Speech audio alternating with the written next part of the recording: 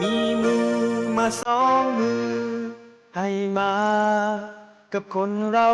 ทุกคน เอาไว้คอยประคองป้องกัน ไว้ดูแลให้โลกยังคงมีเราทุกคน ได้อยู่อาศัยรวมกันมา อยู่กันแสนล้านคนลงมือคนละมือช่วยกัน ถ้าเรายังเห็นคุณค่าในเมื่อเราเป็นคนทั้งทีช่วยกันทำให้ดีกว่ารวมใจเข้ามาคอยรักษาโลกเราไว้ให้โลกเราสวยพวกเรามาช่วยกันรับรู้ด้วยกันแล้วทำให้โลกนี้สดใสอยากให้โลกน่าอยู่กว่านี้เป็นโลกที่เราฝันใฝ่จะสวยอย่างไรเป็นไปได้ด้วยมือของเรา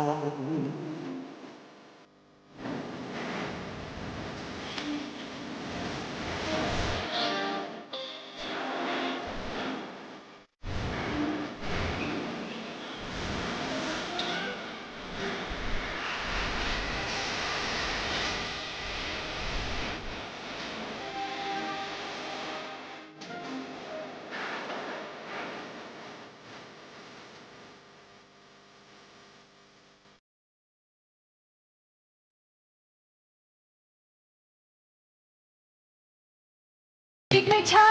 ไม่นานเราเองคงต้องไปแต่มัน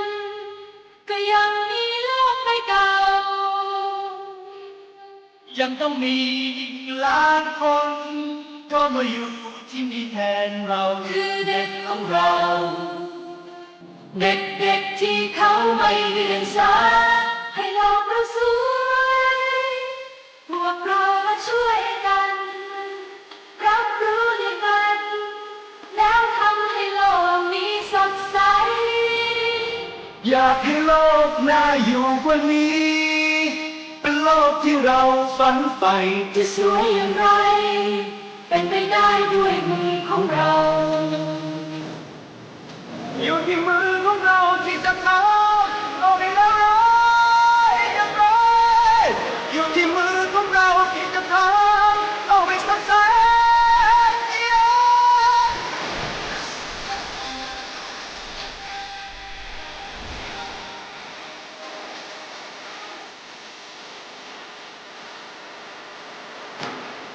ให้โลกเราสวยพวกเรามาช่วยกันรับรู้ด้วยกันแล้วทำให้โลกนี้สดใสอยากให้โลกน่าอยู่กว่านี้เป็นโลกที่เราฝันใฝ่จะสวยอย่างไรเป็นไปได้ด้วยมือของเรา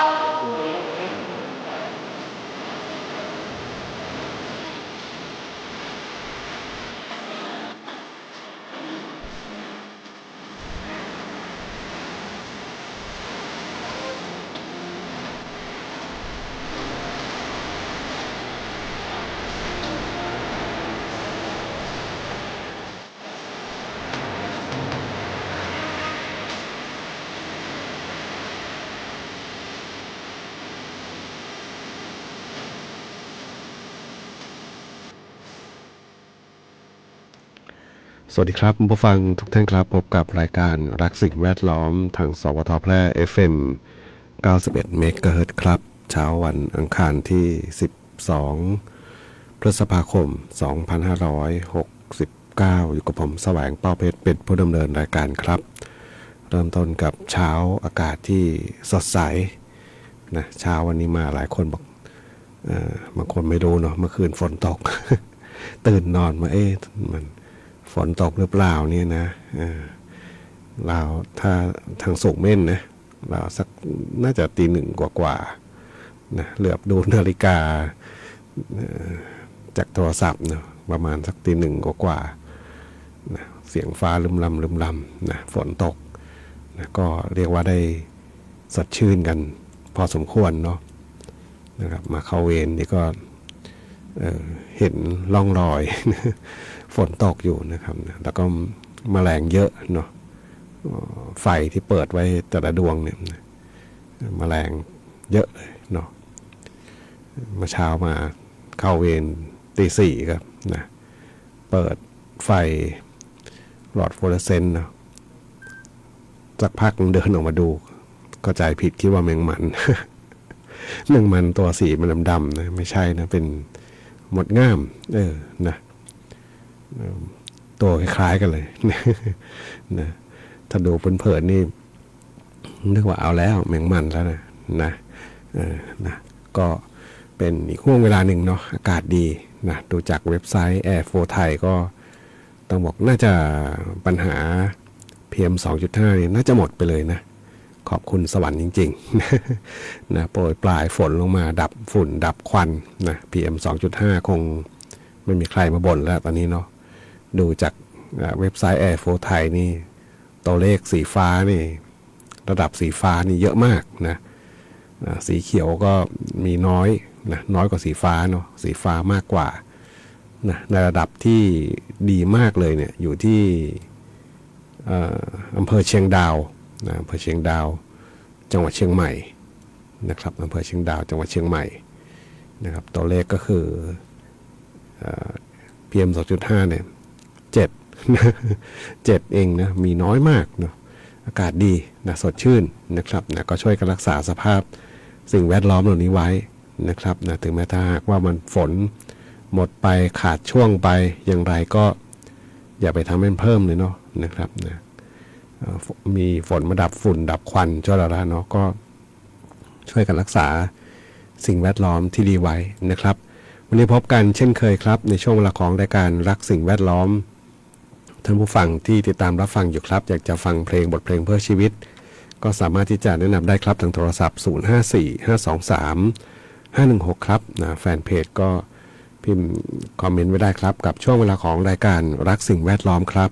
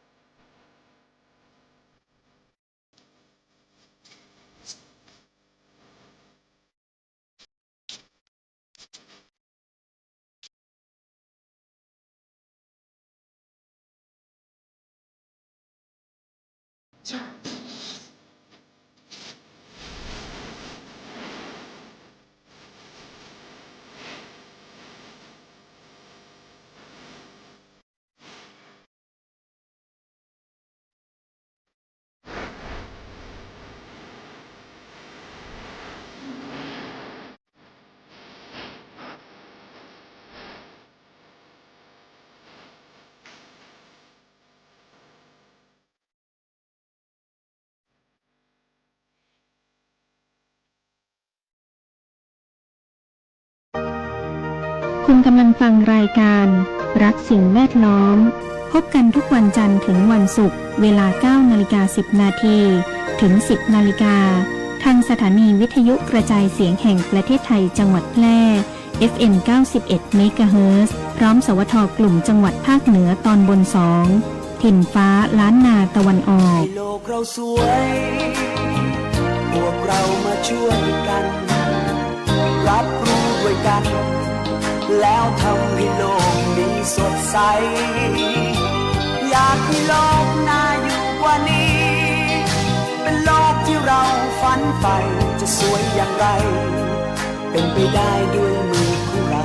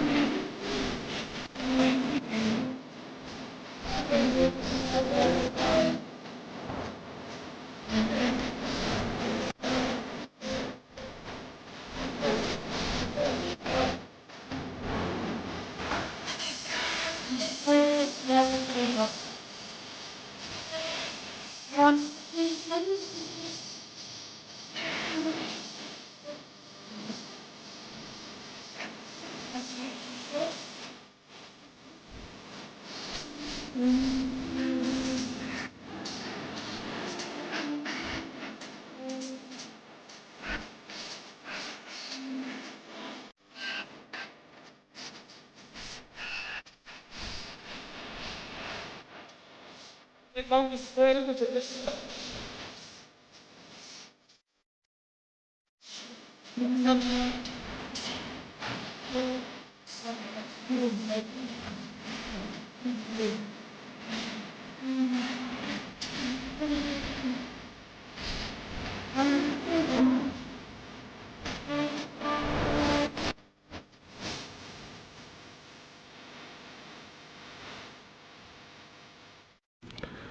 ด้รับฟังผ่านไปครับนะกับบทเพลงที่ท่านผู้ฟังถามถึงเข้ามาครับอเมริโกยนะเป็นบทเพลงหนึ่งนะของคาราบาวในอดีตนะในโลกของเราเนี่ยนะจะว่าไปก็ไม่ต่างกันเท่าไหร่เนาะทุกประเทศนะครับใครที่มีกำลังมากกว่าเนาะมนุษย์ก็เป็นสิ่งมีชีวิตเป็นสัตว์โลกชนิดหนึ่งเนาะมีพละกำลังมากมีอะไรที่ได้เปรียบคนอื่นนะครับก็มักจะใช้ความที่เหนือกว่าเนาะเอาเปรียบคนอื่นนะแต่ว่าเรามีมนุษย์เองก็พยายามหาสิ่งที่เข้ามากำกับนะมากำกับให้จิตใจนะได้ต่างจากสัตว์โลกอย่างอื่นนะก็คือหลักธรรมหลักศาสนานะไม่ว่าจะศาสนาใดๆนี่นะก็จะคล้ายๆกันเนาะเรื่องของการทำความดีเรื่องของการเสียสละนะเพื่อที่จะมากำกับนะให้มนุษย์เราเนี่ยมีความแตกต่างจากสัตว์อย่างอื่นนะครับนะแต่ว่ากันว่าวันหนึ่งเนาะเมื่อทรัพยากรโลกเราเนี่ยมันคงไม่ได้ลดลงไปไหนมากมายหรอกเนาะอาจจะมีบ้างแหละหลุดไปจากโลกเราเนาะพวกไปทำเป็นยานอวกาศไปทำเป็นอะไรอย่างอื่นแล้วก็หลุดจากนอกโลกเราไปเนาะในอดีตเรามาบอกสสารไม่หายไปจากโลกหาย มันหายแน่นอนนะเพราะว่าไปเป็นยานอวกาศแล้วก็หลุดออกไปเนาะไปเผาไหม้แล้วก็ว่ากันไปนอกโลกไปแล้วนะแต่ส่วนอื่นไม่ได้หายไปไหนเนาะมันอาจจะเปลี่ยนรูปแบบไปนะอยู่ในโลกเรานี่แหละวนเวียนอยู่เนาะทรัพยากรบางอย่างที่มีค่ามีความต้องการของมนุษย์เรานะครับปัจจุบันก็มีไม่กี่อย่างเนาะนะที่มีคุณค่านะต่างๆนะก็มักจะแย่งชิงกันนะใช้ความได้เปรียบนะอ้างโน่นอ้างนี่นะหลังสุดเห็นไหมเนาะอ้างอะไรก็ไม่รู้เนาะไปเอาทรัพยากรเขานะครับประเทศมหาอำนาจนะครับในอดีตก็คงไม่ต่างกันนะเนาะแต่ในอดีตเราไม่ค่อยรับรู้เรื่องราวข่าวสารมากมายเหมือนกับในยุคปัจจุบันเนาะอาจจะมีบ้างประวัติศาสตร์ที่ต่างชาติเข้ามายึดดินแดนต่างๆแล้วก็กอบโกยเอาทรัพยากรไปเนาะในอดีตก็จะมักจะเป็นอะไรถ้าดูจากประวัติศาสตร์อดีตนะเป็นพวกเครื่องเทศนะเครื่องเทศเป็นพวกสัตว์ป่านะเป็นชิ้นส่วนบางอย่างของสัตว์ป่าหายากอะไรประมาณนี้เนาะนะก็กอบโกยไปสร้างประโยชน์ให้กับประเทศตัวเองเนาะดูแล้วก็นะมนุษย์เองก็ไม่ต่างจากสัตว์อย่างอื่นเท่าไหร่ นะใช้กำลังใช้ความเป็นมหาอำนาจบางอย่างเข้าไปกอบโกยเขานะขอบคุณผู้ฟังเนาะที่ติดตามรับฟังแล้วก็ถามไถ่บทเพลงเข้ามาในช่วงเวลาของรายการรักสิ่งแวดล้อมนะครับนะวันนี้นี่เรื่องของอากาศก็คงไม่มีใครมาบ่นนะฝุ่นควัน ขอบคุณเทวดาฟ้าดินนะส่งฝนมาดับฝุ่นนะครับวันพรุ่งนี้วันหยุดนะวันเพื่อชมงคลจรดพระนางคันแรกนางขวัญนะพรุ่งนี้หยุดวันหนึ่งเนาะก็จะมีการถ่ายทอดพระพิธีนะน่าจะตั้งแต่ 8 นาฬิกาเป็นต้นไปนะวันพรุ่งนี้แล้วก็จะเป็นสัญญาณว่ากันว่าเป็นสัญญาณการเข้าสู่ฤดูฝนนะจริงอยู่ฤดูฝนยังมาไม่ถึงแต่ว่าวันเพื่อชมงคลเนี่ยมักจะมีฝนตกเนาะมีเมฆฝนมีต่างๆเข้ามาแล้วก็มีฝนตกมีร่องมรสุมพาดผ่านเข้ามานะฝนตกนะบางปีก็เรียกว่า ได้น้ำได้เนื้อเลยล่ะ บางคนก็ปลูกอะไรสักอย่างหนึ่งเพื่อที่เป็นสัญลักษณ์ว่านะฤดูการเพาะปลูกเริ่มมาแล้วนะครับนะก็ต้องรอดูเนาะปีนี้นี่กรมอุตุก็คาดการณ์ว่าจะมีฝนทิ้งช่วงยาวนะแรกๆก็จะมีฝนแต่ว่าพอฝนแรกมันก็จะหายไปนี่เขาคาดการณ์นะพออยู่ในกลุ่มอยู่ในเกณฑ์ของเขาเรียกเอนิโยเนาะอยู่ในเกณฑ์ที่ฝนแรงนะก็ต้องรอดูเนาะอนาคตเป็นสิ่งที่เพียงแค่คาดการณ์นะอาจจะมีความเปลี่ยนแปลงเกิดขึ้นได้นะครับวันนี้นี่ดูที่ผมเห็นข่าวหนึ่งบนแฟนเพจบอกยังมีเตือนอยู่ระวังกี่จังหวัด20 กว่าจังหวัดเนาะฝนหนักอะไรก็ว่ากันไปเนาะ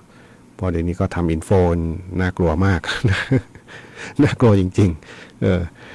เดี๋ยวมาดูพยากรณ์อากาศนิดนึงบอกว่าวันนี้เนี่ยนะมีฝนฟ้าคะนองเนี่ย60%ของพื้นที่กับมีลมกระโชกแรง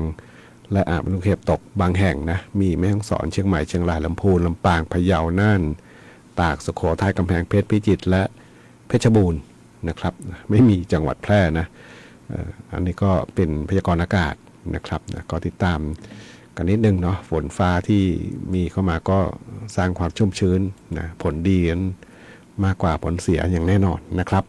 ไปฟังเพลงกันต่อครับกับช่วงเวลาของรายการรักสิ่งแวดล้อมทางสวทแพร่ FM 91 เมกะเฮิรตซ์ครับ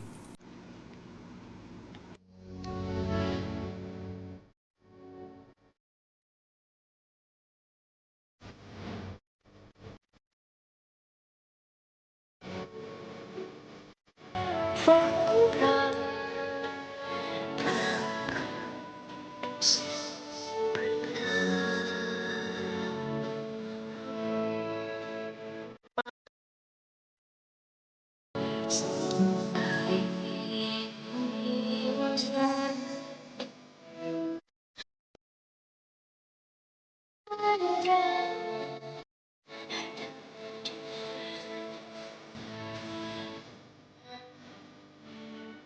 ฟ้า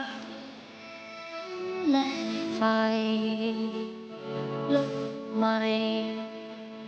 ของ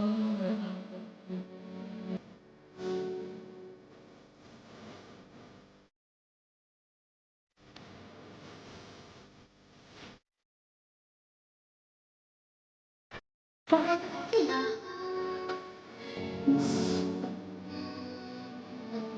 ี่เขา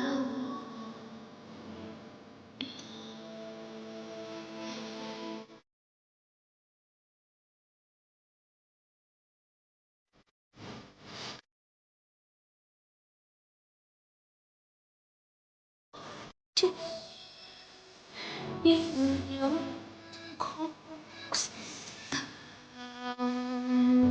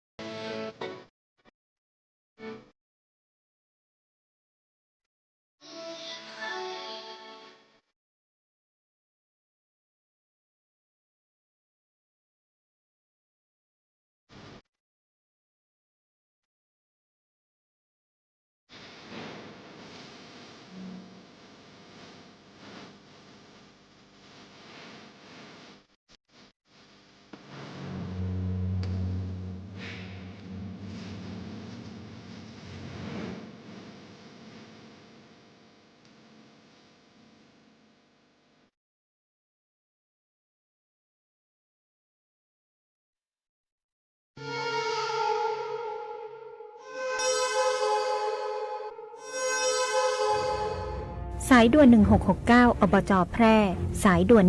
1669อบจ.แพร่สายด่วน1669อบจ.แพร่โทรสายด่วน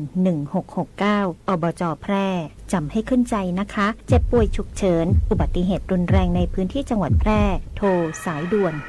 1669ศูนย์รับแจ้งเหตุและสั่งการการแพทย์ฉุกเฉินอบจ.แพร่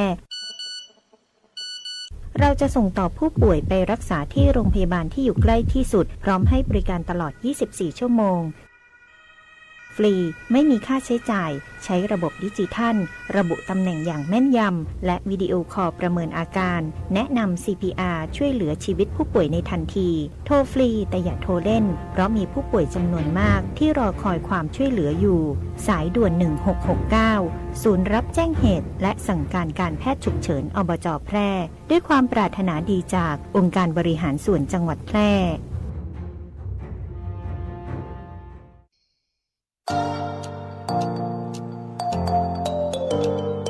ถ้าคุณกำลังถามตัวเองว่าเรียนอะไรดีที่จบแล้วมีงานทำจริงเรียนอะไรที่ต่อยอดชีวิตได้ไกลกว่าห้องเรียนหยุดคิดไว้ตรงนี้เพราะคำตอบอยู่ที่วิทยาลัยอาชีวศึกษาแพร่ที่นี่เราไม่ได้สอนแค่ให้รู้แต่สอนให้ทำเป็นทำจริงและทำได้ในโลกอาชีพเปิดรับสมัครนักศึกษาใหม่ปีการศึกษา 2569 สำหรับผู้จบม.3 ม.6 และปวช.3 ครบทุกสายที่ตลาดต้องการ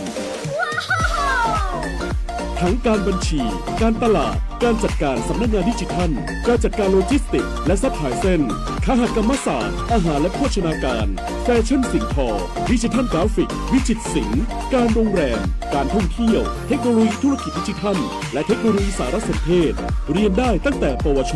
ปวส จนถึงระดับปริญญาตรี ระบบปกติและทวิภาคี เรียนไป ทำงานไป มีรายได้ระหว่างเรียน ที่สำคัญเรามีสถานประกอบการชั้นนำรองรับการฝึกจริง และมีทุนการศึกษาอีกมากมาย รอคุณอยู่ อยากมีอาชีพ อยากมีอนาคตที่จับต้องได้ เริ่มต้นวันนี้ที่วิทยาลัยอาชีวศึกษาแพร่ เตรียมชีวิตจริงให้พร้อมสู่โลกอาชีพ เรียนจริง ทำได้จริง มีงานรองรับ เพราะความสำเร็จที่ยิ่งใหญ่ เกิดขึ้นได้ที่วิทยาลัยอาชีวศึกษาแพร่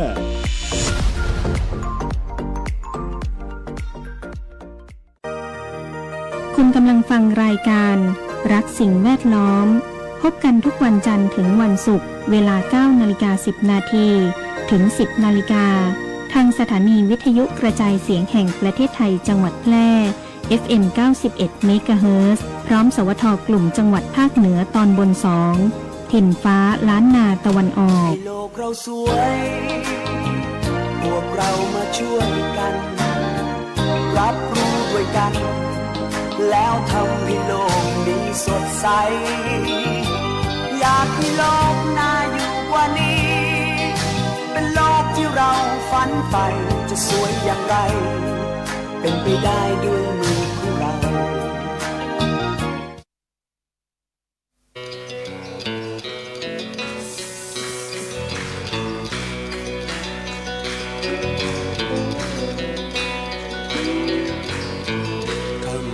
คำลง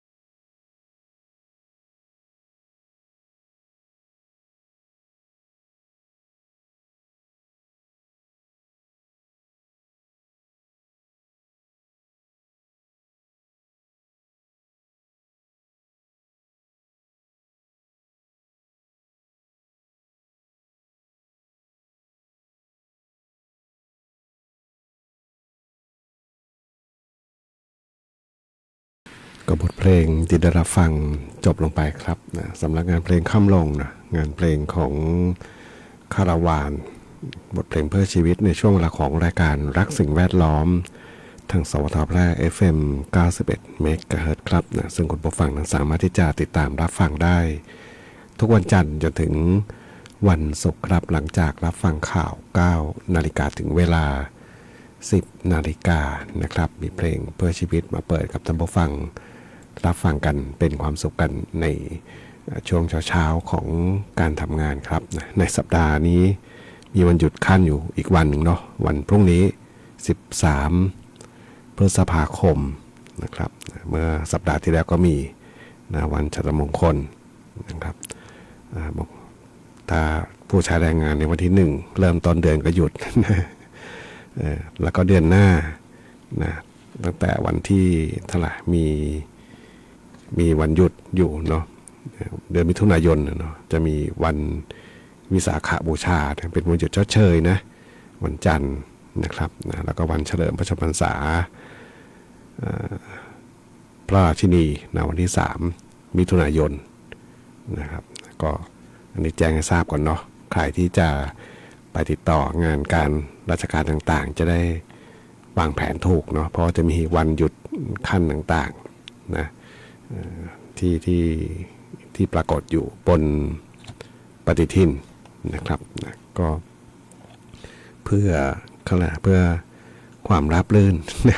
ของการติดต่องานนะครับและในช่วงสัปดาห์สุดท้ายของเดือนนี้นะจะมีงานบุญของวัดพระบาทมิ่งเมืองวรวิหารนะครับงานนมัสการของวัดพระบาทมิ่งเมืองวรวิหารนะครับตั้งแต่วันที่25ถึง31นะ25ถึง31พฤษภาคมนะครับ25นี้จะมีขบวนแห่นะครับนะเป็นการจัดงานนมัสการพระพุทธโฆษายสิริชัยมหาสักยมุนีนะครับนะที่จัดขึ้นเป็นประจำทุกปีนะวันนี้อาจจะไม่ตรงตามปฏิทินแบบนี้ทุกปีเนาะเพราะว่าจะใช้เป็นเป็นข้างขึ้นข้างแรมเนาะนะเอาไปสิ้นสุดวันวิสาขะนะ7 วัน7 คืนใช่ไหมน่าจะใช่เนาะจริงๆ7 วัน 7 คืนนะครับเพราะว่าการจัดงานเกี่ยวกับทางด้านพระพุทธศาสนาเนี่ยนะงานประจำปีงานอะไรที่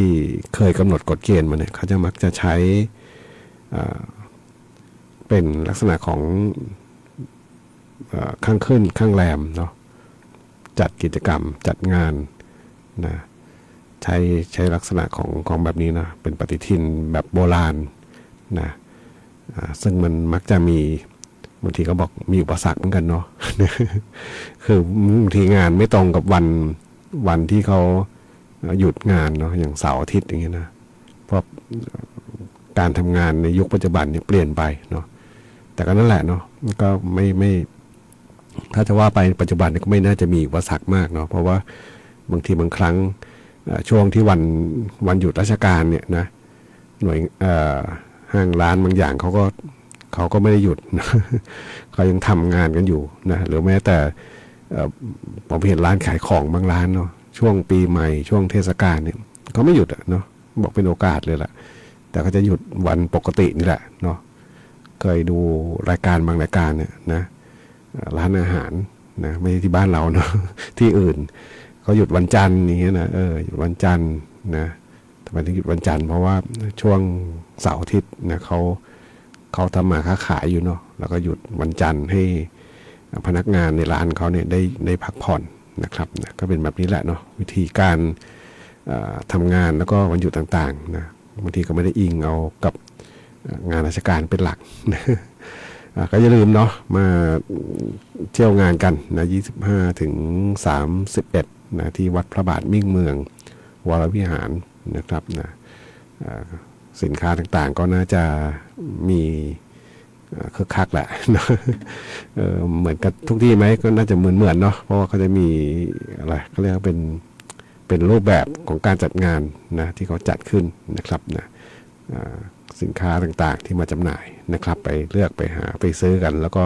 อย่าลืมนะเป็นเรื่องของงานบุญนะครับนะงานนมัสการ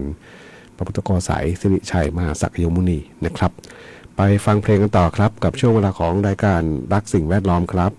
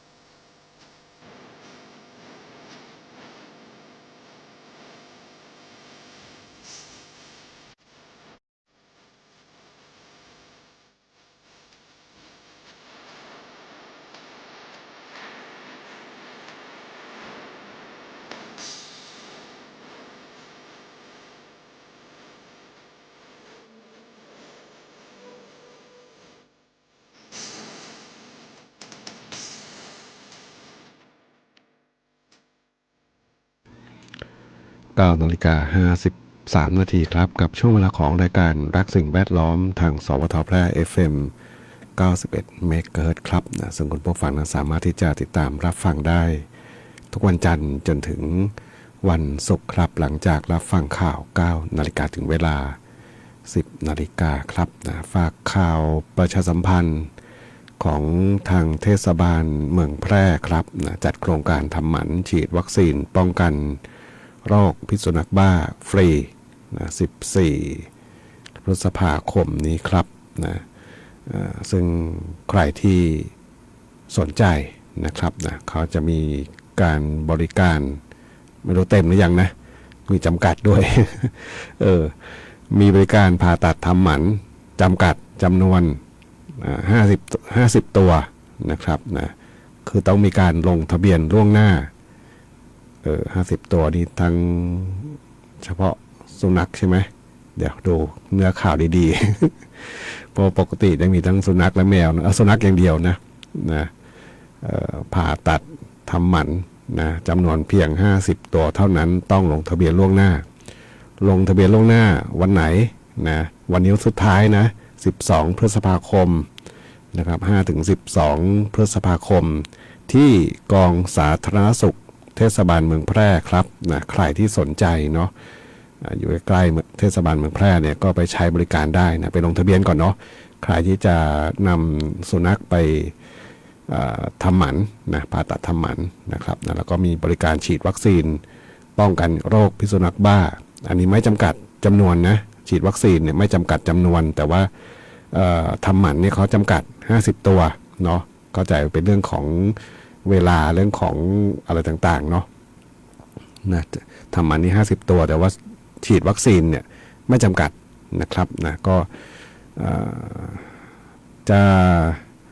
กิจกรรมเนี้ยนะจัดวันพระราชบดีที่14 พฤษภาคมนะ9 นาฬิกาถึง 12 นาฬิกาที่บริเวณลานอเนกประสงค์กองสาธารณสุขและสิ่งแวดล้อมเทศบาลเมืองแพร่นะครับนะลานอเนกประสงค์กองสาธารณสุขและสิ่งแวดล้อมเทศบาลเมืองแพร่ครับนะใครที่สนใจก็อันนี้ลงทะเบียนก่อนนี้ก็คือต้องไปทำหมันเนาะผ่าตัดทำหมันสุนัขนะครับนะส่วนวัคซีนโรคพิษสุนัขบ้านี่ไม่แน่ใจต้องลงทะเบียนไหม หรือว่าไปได้เลยเนาะอย่างไรก็ลองสอบถามก่อนก็ได้เนาะทางเทศบาลเมืองแพร่นะครับแต่ว่ากิจกรรมเนี่ยก็จัดวันพฤหัสบดีที่14 พฤษภาคมนะ9 นาฬิกาถึง 12 นาฬิกานะครับนะส่วนการเตรียมตัวอันนี้เตรียมตัวสัตว์เลี้ยงก่อนที่จะไปทำหมันนะครับนะก็คือสัตว์เลี้ยงต้องได้รับการอาบน้ำให้สะอาดและงดน้ำงดอาหารล่วงหน้า8 ถึง 12 ชั่วโมงนะรวมถึงเจ้าของต้องเตรียมบัตรประชาชนเพื่อลงทะเบียนนะในวันนัดหมายนะครับการดูแลหลังทำหมันนะเจ้าของควรดูแลสัตว์เลี้ยงอย่างใกล้ชิดห้ามป้อนน้ำหรืออาหารจนกว่าจะฟื้นจากยาสลบรวมสวมอุปกรณ์การเลียแผลอย่างน้อย7 วันนะครับนะป้อนยาตามที่สัตวแพทย์สั่งอย่างเคร่งครัดนะครับอันนี้เป็นข่าวสารที่แจ้งให้ทราบกันนะครับนะก็ถือว่าเป็นการป้องกันไว้ก่อนเนาะโดยเฉพาะสัตว์เลี้ยงทั้งหลายบางคนก็ตอนเลี้ยงนี่ คือนี่เห็นจากข้างบ้านเลยนะไม่รู้ว่าด้วยความเชื่ออะไรหรือเปล่านะบางบ้านเขาก็เลี้ยงดีเนาะหมายถึงว่าเลี้ยงทำหมันดูแลอย่างดีไม่ให้มีการขยายพันธุ์ออกไปอีกเนาะเก็บมาเลี้ยงแล้วก็ฉีดยานะดูแลไว้ดีเนาะนะครับนะบางบ้านก็นะใหม่ๆก็ดูแลดีสักระยะนึงก็ปล่อยกินของฟรีข้างนอกบ้านหรือเปล่าไม่แน่ใจ บางทีมันก็ไปสร้างความเดือดร้อนนะสร้างความรำคาญสร้างความเดือดร้อนนะแมวนี่ก็มักจะหลังคารถบ้างเนาะบางทีก็เป็นนอนใต้รถในห้องเครื่องยนต์รถอย่างเงี้ยนะอันตรายเนาะสุนัขบางทีก็ไปนะเกะกะเพ่นพ่านบนถนน ก็อันนั้นไม่เท่าไหร่เนาะแต่ถ้าเป็นโรคพิษสุนัขบ้านี่เขาป้องกันเนาะก็พยายามที่จะป้องกันอยู่อันนี้ก็แจ้งให้ทราบกันนะครับวันนี้รายการทั้งสิ่งแวดล้อมทางสวทแพร่ FM 91 เมกะเฮิรตซ์มาถึงช่วงท้ายรายการครับคงต้องนำรายการท่านผู้ฟังก่อนพบกันใหม่ในวันพรุ่งนี้ขอความสุขความโชคดีมีแต่คนผู้ฟังทุกท่านสวัสดีครับ